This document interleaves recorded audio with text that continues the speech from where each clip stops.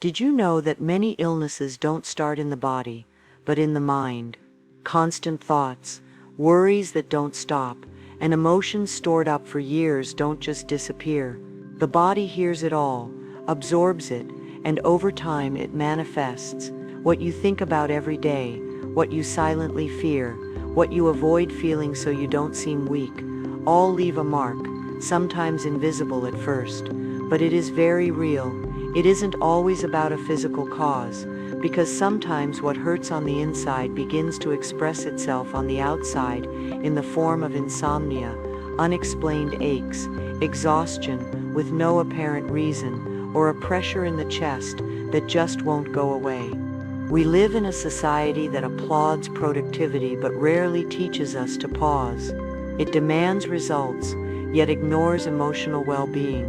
And so, mental fatigue, self-criticism, fear, guilt, and resentment accumulate until the body can't take it anymore. Stress is always a cry for help. Sometimes it's a whisper that makes its way into the skin, the digestion, the back, and the thoughts, and when it isn't heard, it turns into illness. Today is the time to look within, to ask ourselves what thoughts we are feeding, what emotions we are silencing, and how all of that is affecting our health in ways we might not even be aware of. Because the mind doesn't just influence, it also creates, and understanding that can change everything. Louise Hay dedicated her life to showing a truth that was ignored for years, that the body listens to everything the mind thinks and everything the heart keeps silent. She taught that behind many physical ailments are thoughts full of fear, unexpressed emotions, and harsh words that one repeats to oneself without realizing it. She wasn't just talking about symptoms, she was talking about internal causes, about how sustained mental stress can weaken the immune system, alter digestion, tense muscles, affect sleep, and slowly extinguish our vital energy. And it isn't just about stress from having too many tasks, it's about silent stress, the kind that comes from thoughts like, I'm not enough, I have to be perfect, I can't fail, I have to endure it. This type of stress settles in invisibly and is often normalized. But sooner or later, the body starts to speak through anxiety, constant fatigue, aches and illnesses that seem to have no explanation. That's why today I want to invite you to look inward, to honestly recognize how you are talking to yourself, what you are carrying, and what needs to be released so that your body can heal too. Because everything that is stored weighs you down, and everything that is repressed transforms. But it is also true that everything that is understood is liberated, and everything that is transformed with love can heal. One of the most silent and dangerous forms of stress comes from constant self-demand. This internal need to always perform, to show that you can handle everything and to deliver even when the body can't anymore, is a pervasive issue. Living with the idea of I have to be more, I have to do better, I can't fail creates a permanent state of tension. It's a pressure that often doesn't come from the outside but from a demanding internal dialogue that never stops. The body isn't given permission to rest, nor is the mind. Even if everything seems fine on the surface, an alert state is activated inside that becomes chronic. And when this demand is sustained day after day, the nervous system gets exhausted and the immune system begins to weaken. Defenses go down, sleep becomes more superficial, and rest is no longer restorative. Frequent colds, pains with no clear medical cause, and persistent fatigue that doesn't improve even with hours of sleep appear. And in many cases, all of this isn't even associated with stress because it has already become part of the daily landscape. But the body knows. It registers the emotional burden that comes with living under pressure, and when it feels there is never a pause, when it isn't allowed to stop, it begins to express that overload through physical symptoms. Healing begins when we stop demanding so much of ourselves and start talking to ourselves with more compassion. It's about understanding that we don't have to earn rest, that we don't need to prove our worth through constant effort, that we are already enough even when we pause. A powerful phrase to start changing this dynamic is, "I am enough just as I am. I allow myself to rest without guilt." Repeating this, even if it doesn't feel true at first, is a way to soften the internal voice that pressures relentlessly, because that voice doesn't silence itself. It's re-educated with patience and love. Learning to identify when the body is asking for a pause and not ignoring it is also an act of deep self-care. Sometimes it's not about doing less, but about changing the way we talk to ourselves while we do it. Creating moments of silence, even if they are brief, helps to regulate the nervous system. Taking a deep breath, dropping your shoulders, closing your eyes for a few minutes, all of this sends a message to the body. We are no longer at war, and little by little, when you start respecting your own rhythm, the body responds. The mind calms down, the immune system strengthens, and rest stops feeling like a waste of time and becomes what it truly is, a sacred necessity. The fear of the future is one of the most common forms of silent suffering. It isn't visible from the outside, but it consumes from within. It is that constant sensation of anticipating the worst, of imagining scenarios that haven't even happened yet, but already make the body tremble as if they were real. Anxiety is born from there, not from the present, but from everything the mind projects as a possible threat. And although those thoughts often don't materialize, the body experiences them as if they were happening right now. Breathing becomes shallow, the chest tightens, and a pressure appears that prevents you from breathing freely. It becomes difficult to sleep. Rest no longer comes easily because the mind won't stop, won't let go, and won't trust. This repeated, sustained, and unquestioned fear blocks the natural flow of vital energy, the energy needed to create, to move with enthusiasm, and to live with lightness. It's as if a part of you is always holding back, waiting for something bad, and that waiting wears everything down. The body begins to manifest it with very clear symptoms. Difficulty breathing deeply, insomnia, a suffocating sensation with no apparent medical cause, constant tension in the chest or neck, and mental exhaustion upon waking. And the most painful thing is that it often isn't recognized as fear. It's experienced as a permanent restlessness, as an unexplained discomfort, as a kind of knot that won't loosen. But behind all of this there is almost always the same root, the fear of what might happen, the lack of confidence that you can handle what's to come, and the disconnection from the present moment. Healing the fear of the future isn't about having all the answers or controlling every detail. It's about starting to trust, about opening up an internal space where the mind doesn't have to anticipate everything to feel secure. An affirmation that can begin to soften that anxiety is, "I trust in life. Everything happens for my good." It might sound distant, even naive at first, but repeating it is a way to invite the body to let its guard down, to remind it that not everything that comes will be a threat, that there can also be good things along the way, even if they can't be seen today. Asking yourself in the midst of that restlessness, is this I'm thinking about really happening, or am I just imagining it, can help you return to the present. Because many times the danger isn't in what is happening, but in what you believe is going to happen. Observing how you breathe can also be a guide. Are you breathing calmly, or are you holding your breath without realizing it? Taking a few seconds to inhale deeply and exhale slowly can completely change your internal rhythm. It doesn't solve everything, but it calms the body, and that's already a beginning and something very powerful.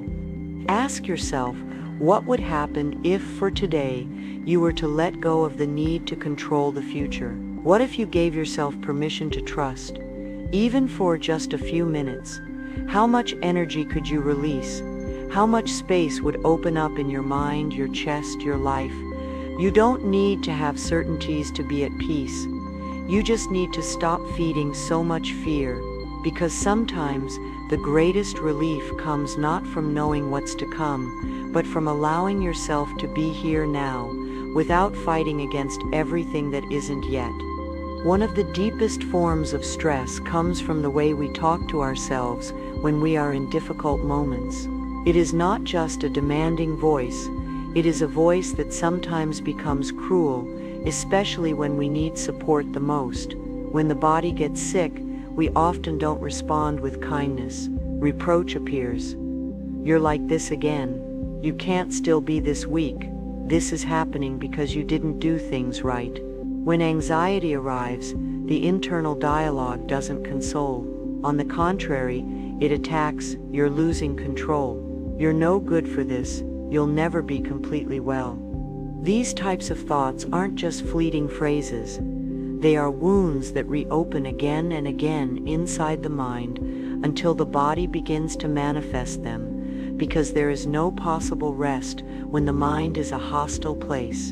And it is there that many psychosomatic illnesses find their root, not only in fear or worry, but in the absence of self-care, in that habit of demanding even in pain, of speaking ill of oneself, even in fatigue, of blaming oneself, even when what is needed is comfort. Have you ever felt guilty for feeling bad? Have you demanded yourself to be well, just so you don't inconvenience others? Have you silenced your discomfort so you don't seem weak? Every time you ignore yourself, demand from yourself, or punish yourself from within, the body feels it. Because the body not only reacts to the external world, it also reacts to the emotional climate we create with our thoughts. And if that climate is full of harshness, the body reflects it, sometimes on the skin, sometimes in the stomach, sometimes in pains that can't be explained, but are felt every day. Healing the relationship with oneself begins by changing the tone of that internal voice, the one that for years has demanded more even in the midst of pain, that has ignored fatigue and has turned discomfort into a silent guilt. An affirmation that helps to restore that inner bond is "I accept and approve of myself exactly as I am." Repeating this is not a simple mental act. It is a way of teaching the body that it no longer has to live under threat, that it can relax, that it can heal in a more loving environment. Sometimes the most powerful things are the most subtle. Speaking to yourself with respect, letting go of the pressure to do everything perfectly, and giving yourself permission to feel as you feel without adding more weight. The body doesn't need demands, it needs understanding. And when that understanding becomes a habit, something begins to change. The nervous system calms down, the mind finds silence, and the body slowly stops defending itself. Resentment is a heavy emotion. It doesn't scream like anger or cry like sadness, but it stays inside, stagnant like something that couldn't get out. Storing up anger, pain, or disappointment without expressing them in a healthy way doesn't eliminate them, it just hides them, and the body takes charge of carrying them. Over time, that emotional burden begins to poison from within. It is a discomfort that doesn't dissipate, an internal tension that finds no outlet. And although everything may seem fine on the outside, inside something is burning, something is pressuring, something is squeezing. The body, unable to release that contained emotion, begins to manifest it in the form of symptoms. The digestive system is one of the first to respond: stomach pains, acidity, ulcers, inflammation. The liver is also affected, as it is one of the organs that most reflects repressed anger. You might experience a sensation of heaviness, exhaustion, and nausea with no clear cause.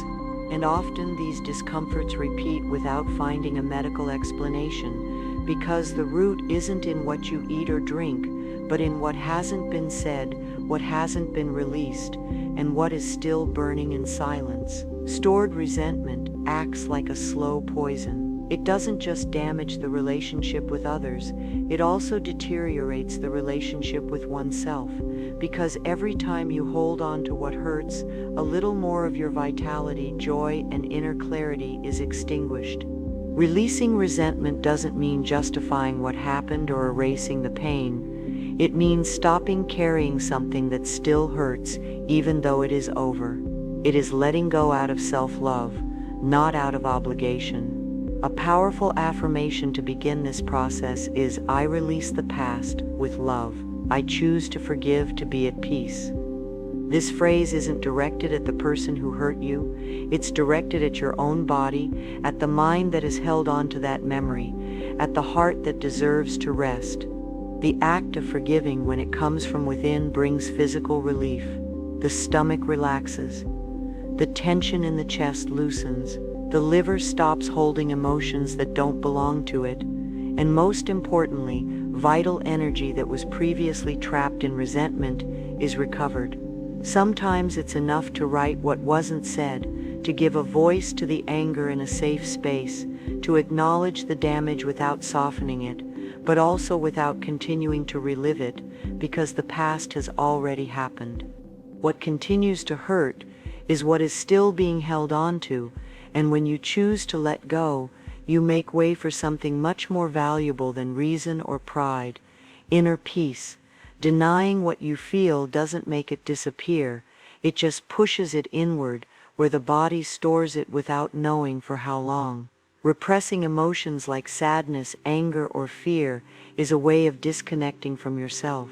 It's like closing the door from the inside and pretending that everything is still the same, even though it's not.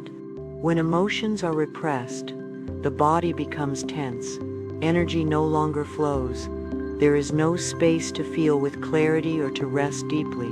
The digestive system, sensitive to emotional states, is usually one of the first to reflect it. Bloating, heaviness, irregular bowel movements, and chronic discomfort with no apparent cause. The colon in particular responds to unexpressed fear, to anxiety that isn't recognized, and to anguish that isn't allowed to come out.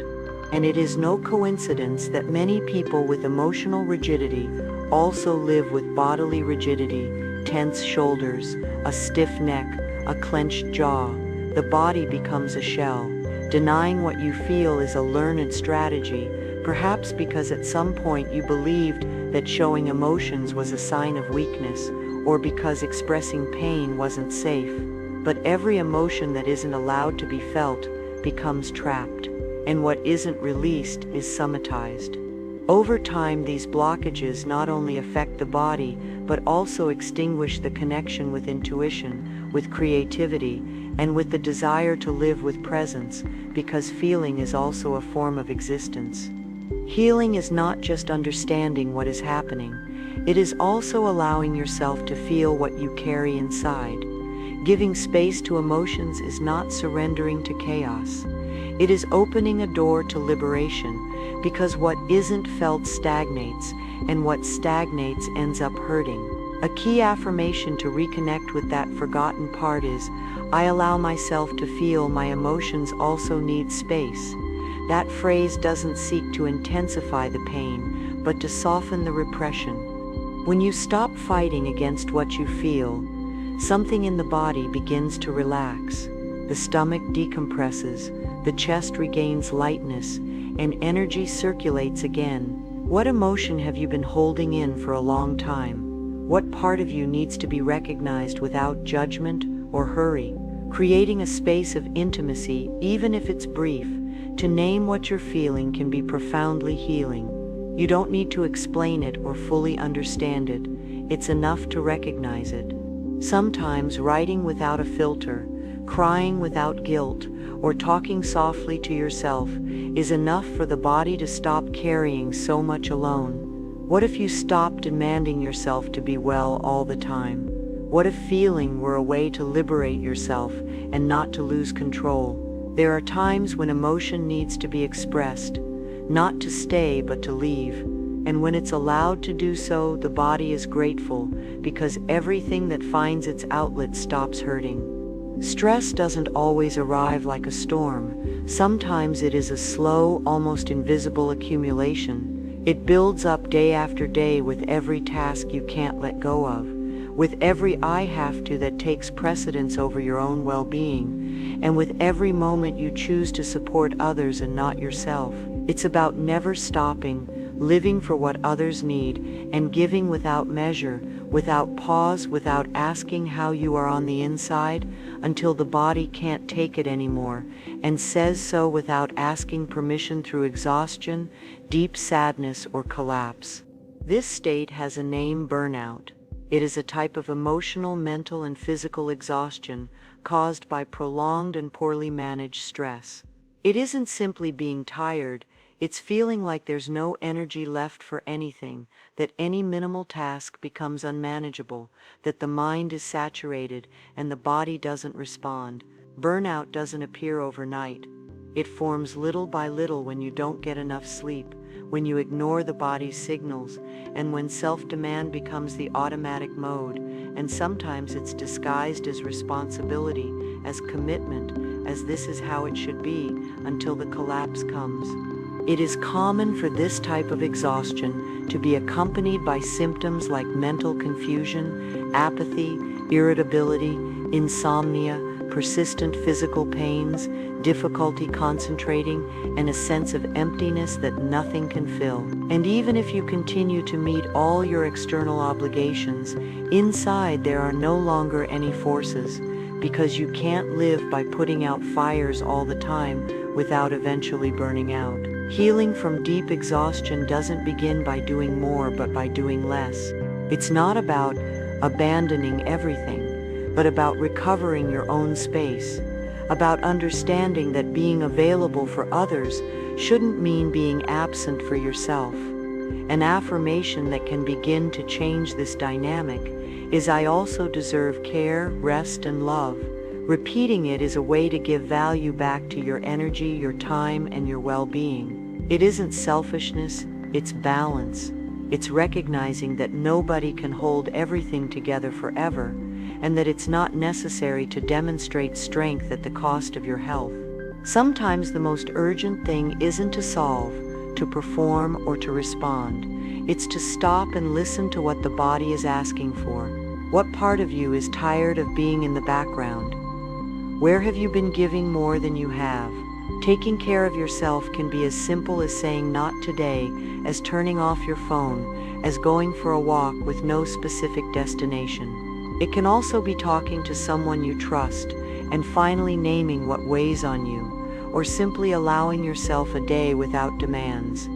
Because when you start treating yourself with the same care you offer to others, energy returns, the body is relieved, and life becomes more livable from within. There is a type of illness that doesn't show up in clinical analyses, but is felt with great force. It doesn't manifest with fever or inflammation, but with emptiness, with a sense of disconnection that starts inside and extends to everything else. It happens when you live constantly for others, doing what's expected, pretending to be well, saying yes when inside there's a muffled no. This disconnection with oneself is subtle but profound, and when it becomes chronic, it begins to hurt from the soul. Emotional needs don't disappear just because you ignore them. They accumulate, and that accumulation of silences, of unheard desires, of untaken pauses, eventually takes its toll, first in the form of dissatisfaction, then as a nameless sadness, and later as a spiritual illness. You begin to feel that nothing completely fills you, that everything tires you quickly, that life loses its color. The body responds with signals, pains with no medical cause, persistent exhaustion, and a feeling of being present but not truly inhabiting yourself. Disconnection from oneself also dulls intuition. The inner voice becomes distant, difficult to recognize, and when you don't listen, you also become disoriented. You lose your way, your purpose, and the deep meaning of why you do what you do. It's not uncommon for those who live like this to describe a knot in their throat, a pressure in their chest, or an inexplicable fatigue, because it's not just physical tiredness, it's an exhaustion of the soul, an urgent need to return home to oneself. Healing this disconnection doesn't require big external changes. It requires returning, stopping long enough to recognize yourself again, and listening to what has been waiting in silence, your own inner voice. An affirmation that opens up this return is I return to myself. I listen to my body, my soul, and my heart. Returning to yourself isn't always comfortable, but it is profoundly necessary. It is remembering what you truly like, what you need, and what you are postponing to please others. It's asking yourself without rush, what am I ignoring about myself? What part of my life has been left without a soul? Sometimes it's enough to reconnect with the essentials, walking without distractions, writing what the heart can no longer hold in silence, or simply sitting in stillness and observing what you are feeling without judging it can also help. It also helps to surround yourself with what reminds you who you are, an inspiring book, an authentic conversation, contact with nature, art, or music, everything that doesn't demand anything but returns you to yourself. Because when you return to yourself, the body feels it, it is relieved, the mind becomes ordered, the soul breathes, and that emptiness that seemed impossible to fill begins to dissolve. Not because something comes from the outside, but because you decided to return. Louise Hay dedicated her life to reminding us of a truth that many forget: the mind and body are not separate. What you think, what you feel, and what you keep silent all leave a mark. And stress is not just a reaction to the environment. It is also the result of repeated thoughts, of repressed emotions, and of an internal voice that often doesn't know how to take care of us. According to Louise, every physical symptom is a message. The body speaks when the mind is overloaded, when there is guilt, when there is fear, and when there is self-demand. The body registers it and expresses it in the form of tension, illness, and imbalance. Accumulated stress, the kind that comes from I have to, I can't fail, and I have to be okay for everyone, is one of the main culprits of physical and emotional discomfort in our lives. And her approach wasn't just to observe the symptom, but to ask, what am I thinking that is making me sick? What am I feeling that I don't allow myself to express? Louise wasn't talking about denying pain, but about transforming it from within, about making peace with oneself, about learning to speak to oneself with love, about looking at the body as an ally, not as an enemy. Because when you start to heal the thought, the body responds. When the mind calms down, the soul rests. And when you choose to live from love and not from fear, health stops being a struggle and becomes a reflection of inner balance. Your mind can be a safe place, not a battlefield, and your body can stop carrying what doesn't belong to it. It's not about controlling every thought, but about cultivating a more loving gaze towards yourself, towards your story, towards who you are today. Every time you choose a kinder thought, every time you stop to breathe before demanding from yourself, every time you recognize an emotion without judging it, you are healing, you are liberating the body from an invisible burden, you are returning to yourself. You don't need to do everything perfectly. You just need to start listening to your body, observing your mind, and choosing anew. And little by little, what was once tension becomes relief, what was struggle becomes acceptance, and what was pain becomes transformation. Because as Louise said, if we are willing to do the mental work, almost anything can be healed. And that work doesn't start outside. It starts with you, here now, at this precise moment when you choose to think differently. How are you doing after listening to this? How do you feel now knowing that the body is not against you, but trying to talk to you? Do you think this video can help you feel lighter, more at peace, and more connected with yourselves? I would love for you to write in the comments how you feel and how you are going to start seeing life from now on. This channel is a space where there is no judgment. Many of us are on this path of searching, healing, and growth, and here we form a strong community where no one is alone. Thank you for being here, for listening with your heart, for choosing to look inward. If this content has been useful to you, I invite you to give it a like, subscribe, and share it with someone you think it could help. Remember this phrase from Louise: the power is always in the present moment, and in this moment you can choose yourself again. I send you a big hug and thank you so much for being part of this space.